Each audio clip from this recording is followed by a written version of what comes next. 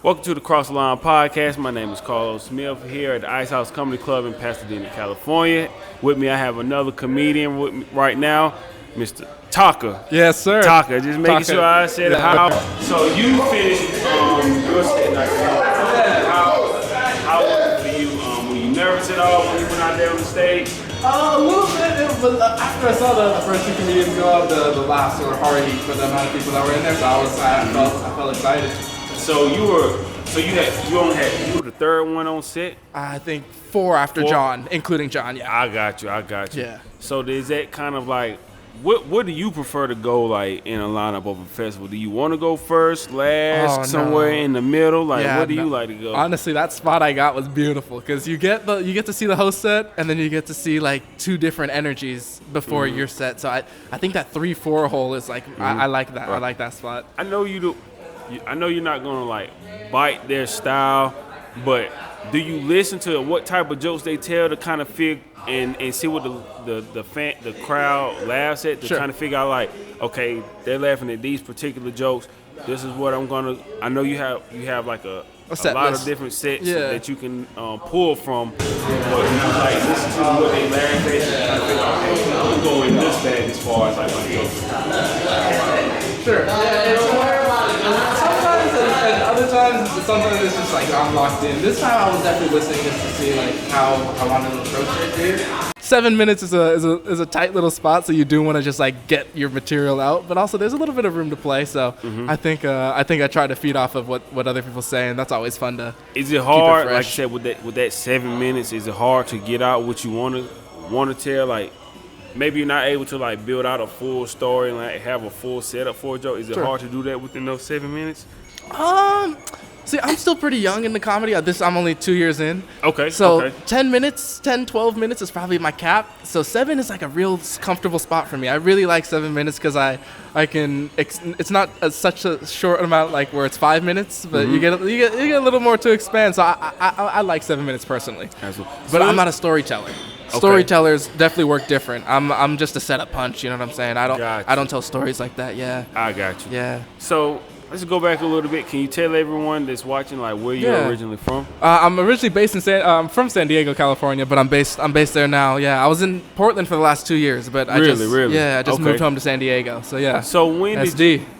For you, I know you just so you've been doing comedy for 2 years now. For a little over 2 years. Like what? So how did you get exposed to comedy? Like when did you make you want to get into? You know, that's so funny because John, I went to one of John's comedy shows when I was 16. Okay. And I caught the bug when I was like, John, I got to do this, man. And he's like, well, I mean, you just got to do it. And it took me a few years to grow a pair and do it, but pulling the trigger and getting on stage. Once you do it once, it's just. Have you ever told him like he was the guy that kind of like helped expose you to these YouTube's projects? Yeah, so I told him then, and I think even that little seed, like he knows that went a long way to once he saw me like actually pursuing it. Because saying it is one thing, but actually doing it is another thing. You know what I'm saying? So when I told him that when I was 16, he's like, yeah, okay. But when he saw me when I turned 20, he's like, oh, you serious? Like you really want to go in and go after comedy? Exactly. Man, that's got to be a beautiful thing, and I know that makes him feel good to see that you like really like pursuing it, and then he's hosting an event. Yeah. And you're out here for it's a full circle, man. It's beautiful to be here. Were you always funny and like had like a funny personality growing up as a child? Was that something that you had, or were you kind of like shy? I think I was good at sarcasm. I think sarcastically I was always good in that area. Some people were physically funnier than I was. They would do more crazier shit like pranks and stuff like that. You know what I'm saying? But I was never like that kind of class clown, you know what I mean? I was more observational and just said little remarks here and there. So I guess I was a shyer guy. Gotcha. What did you want to be growing up? Like, did you know what you wanted to be growing up before you kind of like started to pivot? Like, what was your ideal like dream job or career that you wanted to be growing up? Definitely athlete. Athlete? Yeah, that's how I was definitely. I think that's a lot of us. Yeah, man. I was playing baseball for a long time. Okay. And yeah, so I was playing in college. My background really, career-wise started in sports broadcasting and journalism, like Nice. covering high school football and working with the Charlotte Hornets and Carolina Panthers. I did NASCAR, but I never I covered a softball event like right after graduation. But that's kind of like how I got my start. And then, like I said, I've been telling everybody this was supposed to have be a sports podcast, but then it transformed from me, talking about sports to interviewing entrepreneurs and having them share their stories. So then it started to become about entrepreneurship and having people come on and share their stories about how they started their journey in entrepreneurship. We do have athletes come on from time to time, but it's still based around the idea of sports. And even with athletes, they have a journey too. Like you may see the finished product of what they are on TV, but they went through something to get to where they are. 100%. So to hear you say that you had that background in sports as well, and baseball was your passion, and that's great to hear as well. No, for sure, yeah. And baseball definitely taught me a lot in comedy too, because you fail a lot more than you succeed, and it's the same way in comedy too. Absolutely. You hear about guys having like a 30% batting average, and like 300 batting average. And that's like that's how you know. Like I see baseball, but I'm not like a football and basketball like my main thing. No, so I'm saying 30%, but it's like 300. Hey, so I ain't even gonna ask you like who's your favorite player, anything like that, because I'm like, okay, that's cool. Like I don't even know. Like baseball ain't my all cup. good. Yeah, man. But I will say, like, I think the closest team to us is probably the Braves. I say Atlanta. I'm a root for the Atlanta Braves. I'm from South Carolina, so I'm a root for the Atlanta Braves. And other than that, if I had to pick another team, I'm gonna say the Yankees because they're probably like the most popular team. But mainly football and basketball. That's gonna be like my cup of tea. 100%. So as far as baseball wise, when did you after, was it something, did you ever want to get into like coaching or anything after baseball, or? You know what? I did, but I feel like being around the game, like I don't know. I feel like tell me if you relate to this, but being around the game just kind of makes me sad. Really? Yeah. I don't. Is that not relatable? I can see why, because it's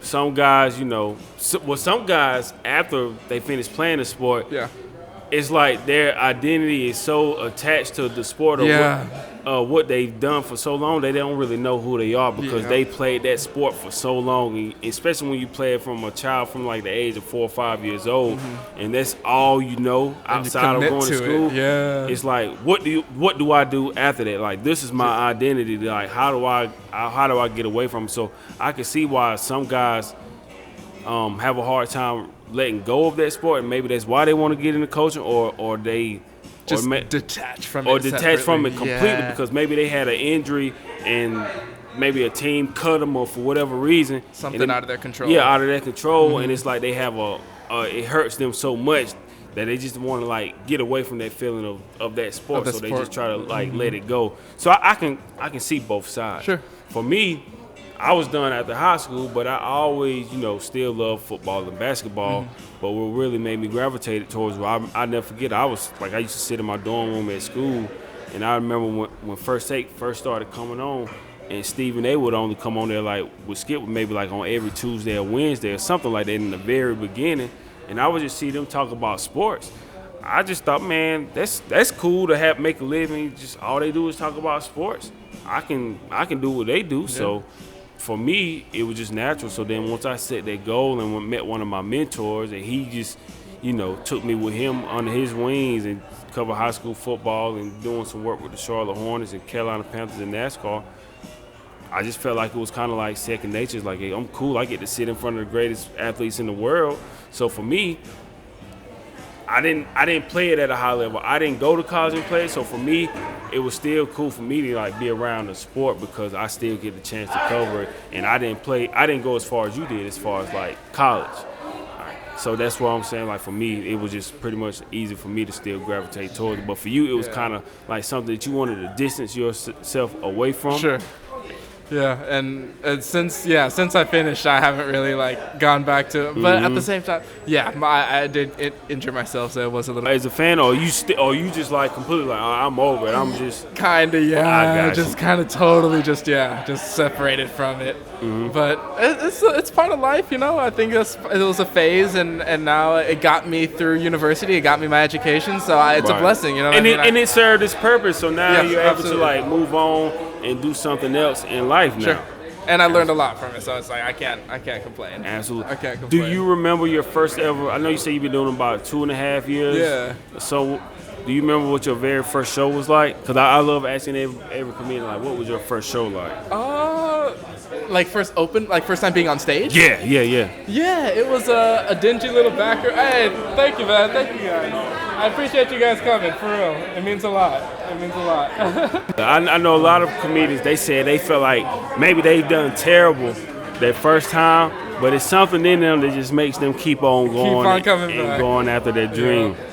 Yeah. So now, what do you look for in the crowd when you go out there and tell your jokes, you know, and when you do your sets now? Just people. Honestly, all I think we as comedians can ask for, like even having an audience, is we take that for.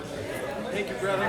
Hey, how you doing? Man, you getting a lot of love. Oh, it's all love, man. I'm not gonna hold you up from talking to your fans and support. How did it make you feel? I saw the gentleman telling me, he's like, man, you're gonna be famous. How did that make you feel to get those type of compliments, man?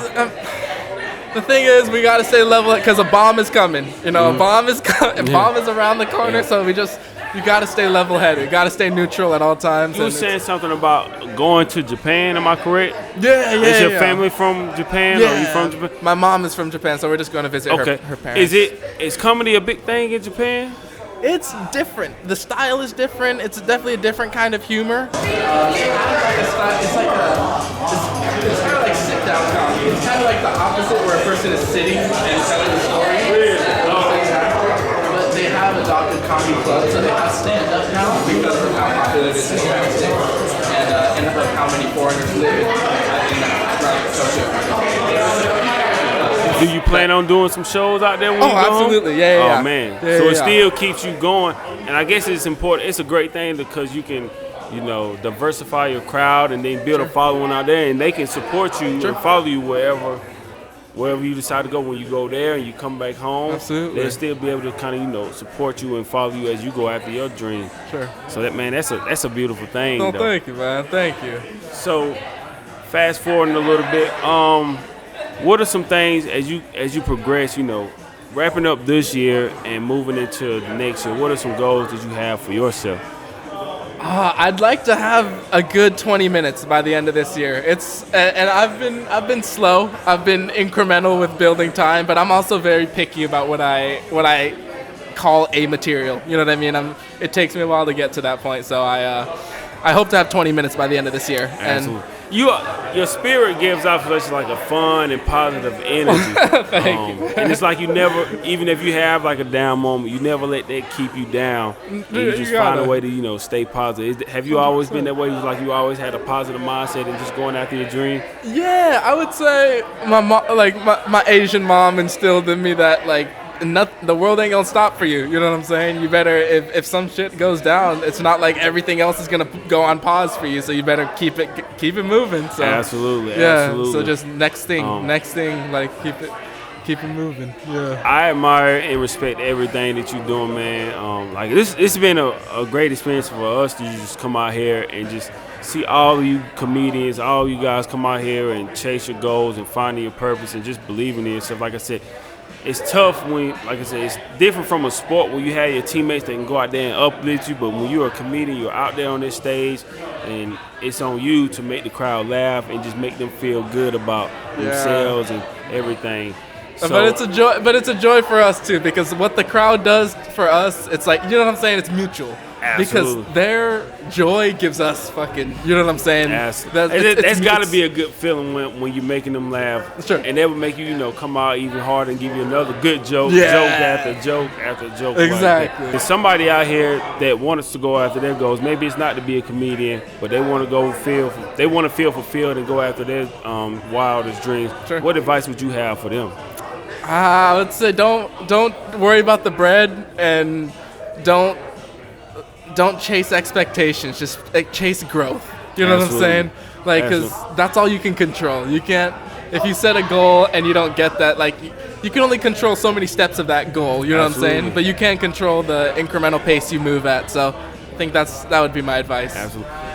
What did your family say? Finished playing baseball. What did they say after that? As far as like when you told them like you were gonna try your hand at being a comedian, like, what did they say about it? I will say my parents are very supportive, and they know that they knew I had to do something else, whether baseball ended now or even if it didn't. I was fortunate enough to play for 5 years. They knew something was gonna come. I think they were just happy that I didn't have like a down, because like you said, athletes can have that period where it's like, I don't know what I'm gonna do next. Who am I? Mm-hmm. And that transition I think was quick, and to them it was like, oh, he's gonna be okay. So I think it gave them a little bit of reassurance, but also like, oh, I don't know what this is gonna be. Like, Right. you know what I mean? Mm-hmm. But it's okay to pivot. So I'm from South Carolina, and one of the biggest music artists in the South. He's from Atlanta. I don't know if you know who T.I. is. Yeah, absolutely. So T.I. is from Atlanta, but he's doing stand-up comedy now. He's been doing comedy for maybe like the last year or so, maybe a little bit. So even him, he loves he loves rap music. It's helped him build a great deal of wealth and a future for his family. But he's doing stand-up comedy, so it's okay so he's been able to pivot and try something different. Sure. I think he's another example of it's okay to wherever you are in your life or whatever you want to do, it's okay to pivot and just try something. Just try, just go after it. And like I said, and you're gonna suck. Everybody's gonna suck in the beginning. Everybody you just has have that to moment. suck. You have to suck. Exactly. And I think because I still suck. No, don't say it. No, for you real, just had a great compliment. The gentleman just told you, he's like, man, you're gonna be famous. But you gotta think, man. These great nights in this, you get the highest highs and the lowest of the lows in this. And so you just gotta pick yourself up and keep it moving, just keep on going and stay neutral. How often do you do shows? Well, shows. I'm on stage. I would say almost every night. But Almost every night. in terms of shows, like I'm on stage every night for open mics. You know what I'm saying? Just working stuff out. But I don't get booked that much in San Diego. When I was in Portland, it was like. So you live in San Diego right now? Right now, Oh, yeah. so you just drove up for tonight. For tonight? Yeah. Oh, okay. Yeah, so I was thinking you were from San Diego, then you moved up here to LA to kind of build that. I need to move up here soon. But I also want to try New York real bad. And I think now is the time to just do that. That's another great spotlight. Go ahead. That's the media capital of the world. That's what we like to call it, man. So definitely try your hand at it. Don't be afraid to take those risks. Like I said, you came out here and you gave it a shot, and you got fans that are gonna follow you, man. For sure. So definitely keep on going. Before we wrap it up, I'm gonna ask everybody